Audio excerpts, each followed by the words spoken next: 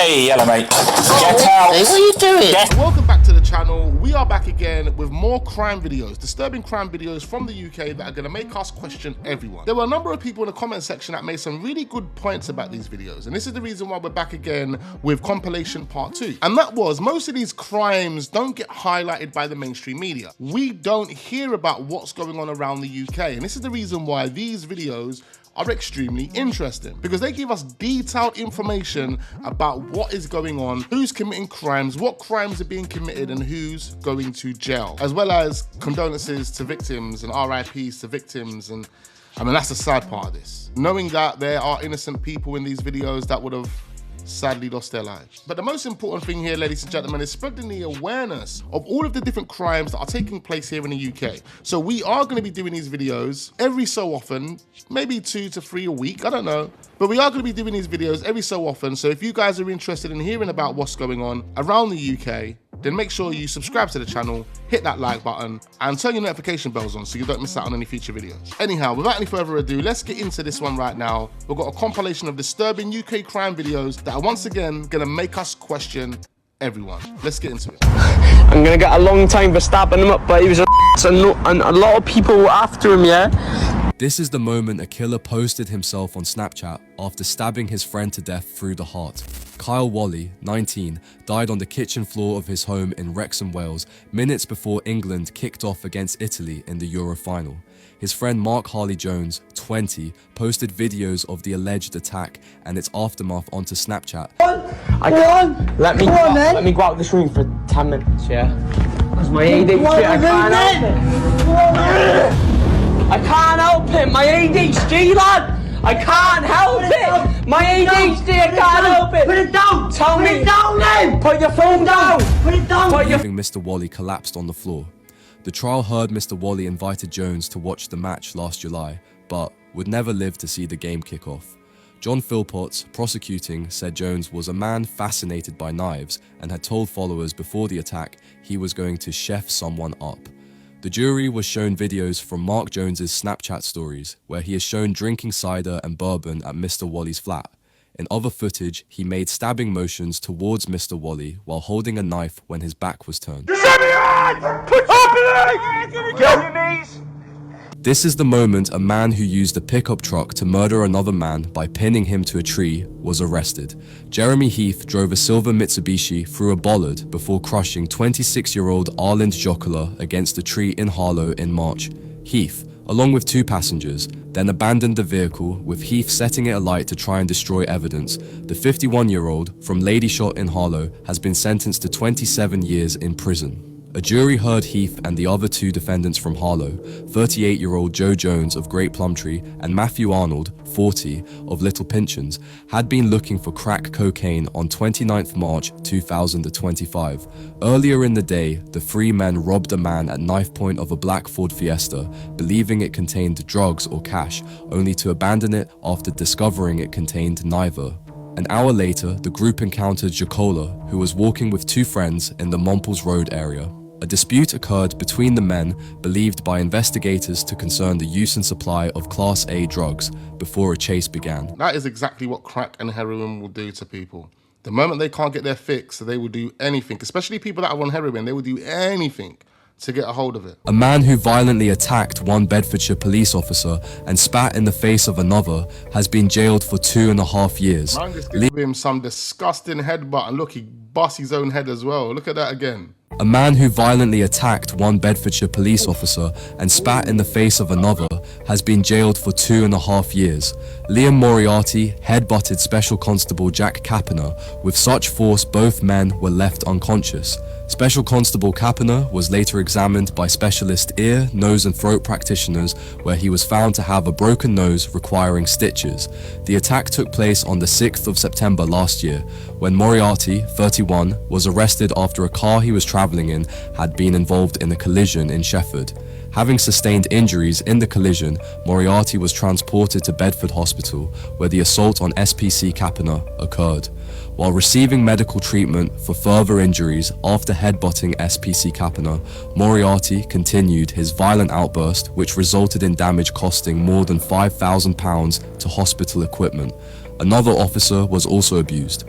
Earlier this year, Moriarty, of no fixed address, admitted charges of inflicting grievous bodily harm, assault on an emergency worker, and criminal damage to hospital equipment. This London father was shot and stabbed to death over his Rolex watch.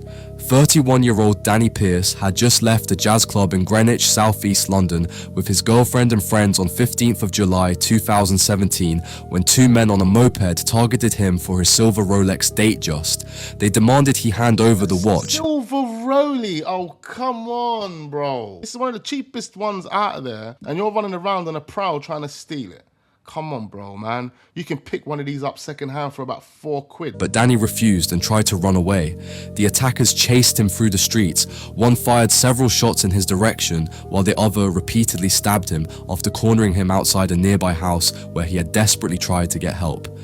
His girlfriend begged the attackers to stop and even offered them the Rolex, but Danny had already suffered fatal injuries. CCTV later showed the two men riding around looking for victims before selecting Danny as their target.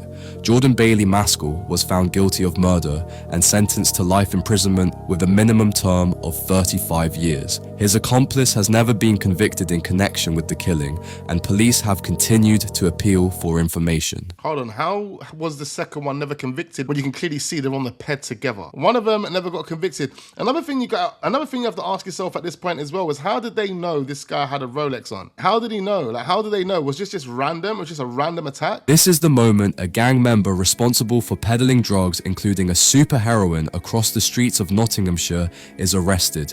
Two of these players, Sean Lau and Daniel Yeboah, were already serving time for drugs trafficking and attempted to run their operations from their prison cells through an illegally obtained mobile phone device. You're going to be under arrest on suspicion of conspiracy to supply Class A drugs. Mate, just pull your dressing gown over. We'll get you on. Mate, listen. Their motive, pure greed, as they attempted to flood the streets of the city and county with drugs, including a super heroin mixed with the highly dangerous substance fentanyl, the results of which can be fatal. The pair were in close contact with Sherwood resident Hayley Price, aged 38, who would ensure the drugs were collected and distributed. She even brought her own daughter and mother into the operation, who both knowingly participated in the enterprise. Her mum, Angela Price, aged 61, of Greythorn Drive, West Bridgford, being paid £250 for receiving half a kilo of cocaine hidden in biscuits, which was intercepted by Border Force officers at Gatwick Airport. But their operation literally came crashing to the ground in August 2023 when a drone packed full of drugs collided into a tree outside HMP Park in South Wales. We're going to be arresting you, all right? For what? I'll explain it. I just want to put you in handcuffs first. For what? Why are you arresting me? Right, you're under arrest for suspicion of sexual assault, okay? What the f***? This is the moment a 19-year-old British man was arrested after raping and sexually assaulting two teenage girls in Exeter. In the space of 1 hour, on the evening of 9th May last year, Sunny boys assaulted the girls near Digby and Soughton train station. Exeter Crown Court heard that boys of Commercial Road, Exeter, raped a 16-year-old girl near the station shortly before 9 p.m. The victim was able to escape and called for help. While still hanging around the station, 45 minutes later, boys began touching a 17-year-old girl. The court heard the forceful and persistent assault continued on the train. The victim described that she loudly told him to stop, in hopes that others would hear. When boys left the train at the next stop, members of the public and train staff approached the victim, and the incident was reported to police. He was arrested in Exeter city centre at 10:20 p.m. that evening and taken into custody. Listen, if it was me, I'd tell you, because at the end of the day, I know the law. I know it would ridiculous as it sounds, I get less time by admitting it. A dangerous offender who sexually assaulted a 13-year-old girl has been handed an extended 21-year sentence after our officers irrefutably linked him to the crime through DNA evidence. Their work led a Crown Court judge to issue a formal commendation to the investigative team for bringing him to justice. You said something very relevant a moment ago, that you know the law. If you've done something wrong, you tell us, because you get a discount. Judge Levitt praised the detectives for presenting a coherent case in which all the arrows pointed to one man. That man was 28-year-old Dominic Boltwood. Already a convicted sex offender, Boltwood lured his victim to a wooded area of Bourne Valley Nature Reserve near Mercia Road, Colchester, on Thursday, 9th May 2024. After engaging her in a sexualized conversation and confirming her young age, he pulled her to the ground and sexually assaulted her. Listen, if it was me, I'd tell you. Absolute predator. Hey, yellow mate. Get out. Hey, what are you doing? Get out. All right, you are under arrest, okay? You don't have to say anything about my hand. This is the moment police found violent abuser Dean Ford hiding inside a fridge after trying to escape justice. For 6 months, the 33-year-old from Rochester subjected his victim to controlling and violent abuse. He isolated her from friends and family, controlled her social media, took her money for drugs and gambling, and even forced her to bark like a dog before letting her out of a locked room. He also dragged her by the neck, banged her head on the ground, threw a brick through a window when she tried to escape, and filmed himself threatening to kill her with a knife. When officers arrested Ford in December 2025, they found him hiding inside a fridge and discovered cocaine in his possession. He was later found guilty of controlling and coercive behavior, threats to kill, assault, criminal damage, and drug offenses. At Maidstone Crown Court, Dean Ford was sentenced to 3 years in prison. Hey, hello mate. Hey, hello mate. Man was hiding in the fridge. You're under arrest on suspicion of conspiracy to commit murder. This is the moment a man who stabbed a 16-year-old to death with a knife and a machete over a £25 debt was arrested. Samad al-Saidi died days after being attacked in Preston in December 2020. Jamie Dixon, 19, and Lamar Anthony Forbes, 17, had waited to receive a signal that Samad was unarmed and then went into a house and stabbed him. You were under arrest on suspicion of attempted murder, okay? Dixon was jailed for life with a minimum of 19 years, while Forbes was sentenced to a minimum of 15 years. Asad Hussein, 17, was cleared of murder, but found guilty of conspiracy to commit Section 18 assault and jailed for 5 years at Preston Crown Court. Right, so they're all playing on the PlayStation, and these two lads have run in. They've just walked in. Never seen them before. They've got their faces covered. Lancashire police said Hussein tricked Samad into meeting him at the house in Chatham Place on the 23rd of December to discuss a £25 debt, while Dixon and Forbes, who was 16 at the time of the murder, skulked around the corner waiting for a signal. They stabbed him and killed him over £25. This is the chilling moment. 2 honey trap killers were captured on CCTV, leaving the building after murdering a man for his fake Rolex. 33-year-old Saul Murray died during a robbery gone wrong after he met 2 women at his flat in Luton who gave him the sedative GHB after engaging in sexual activity with him. Moments before It's the girl at the end. It's the second girl that come in. The last girl to come through the door. She was letting the guys know that she was in the house. Opened a door to allow a knifeman into their victim's flat.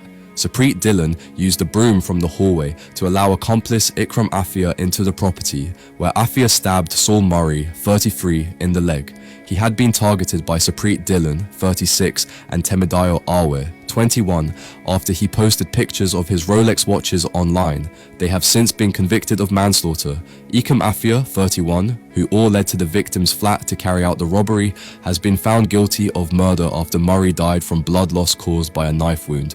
Cleon Brown, 29, has also been convicted of manslaughter for his part in the attack. 3 other people, Cleon Brown, 29, Supreet Dillon, 36, and Temidayo Awe, 21, were also handed prison sentences after they were found guilty of manslaughter and conspiracy to commit robbery in connection with the incident. This is the moment a coward who killed his friend and disposed of his body in several locations is arrested. 56-year-old Lee Clark of Wedhay, Harlow in Essex, appeared at Chelmsford Crown Court, where a jury found him unanimously guilty of murdering Philip Lewis, known locally as Scottish Phil, following a 4-week trial.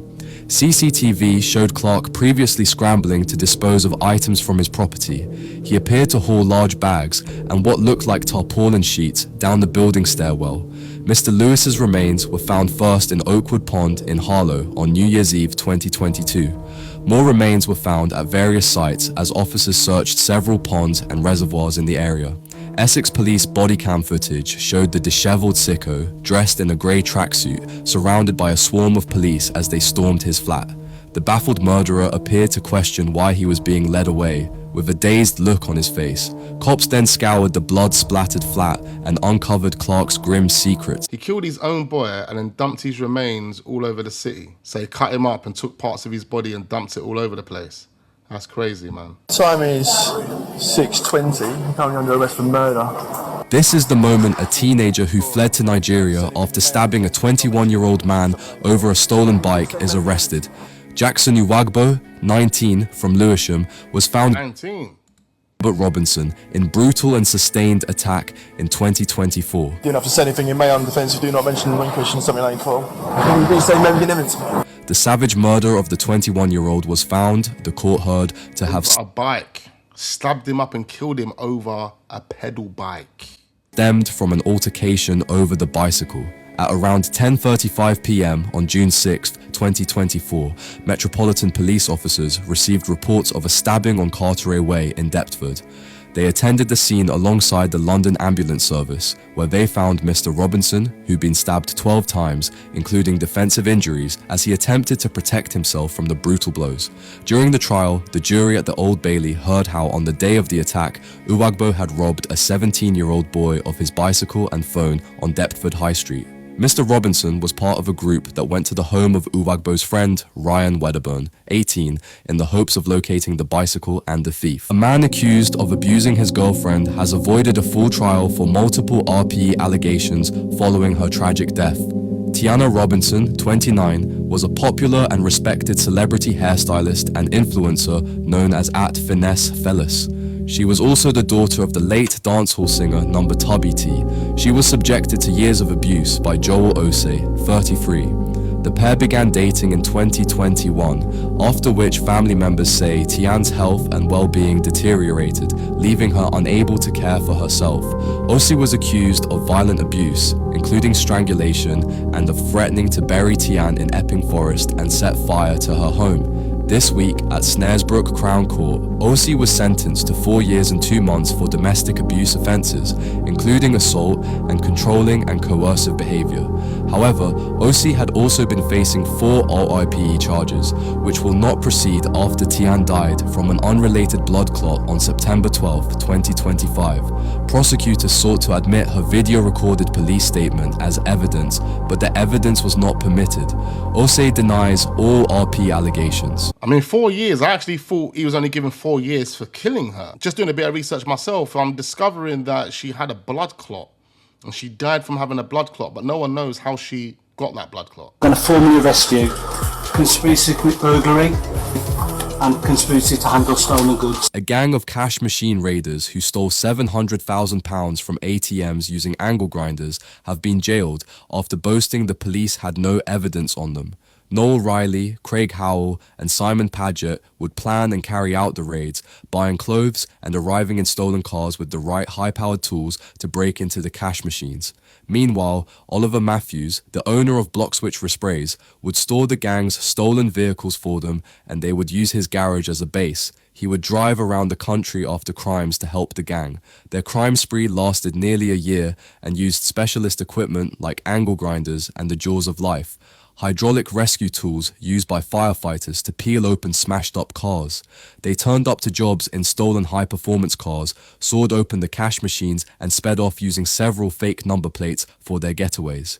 Giddy with the thrill of the raids, the gang couldn't help but send WhatsApp messages to one another, boasting that the cops had no evidence on them, saying, "We're not stupid." They're just clutching. Do you know what it is, mate? They just want any last bit of evidence because they haven't got anything for anyone concrete, mate. You know what I mean? So they just want to know, you know, all them little bits paint a story. So they just want to paint the biggest story they can.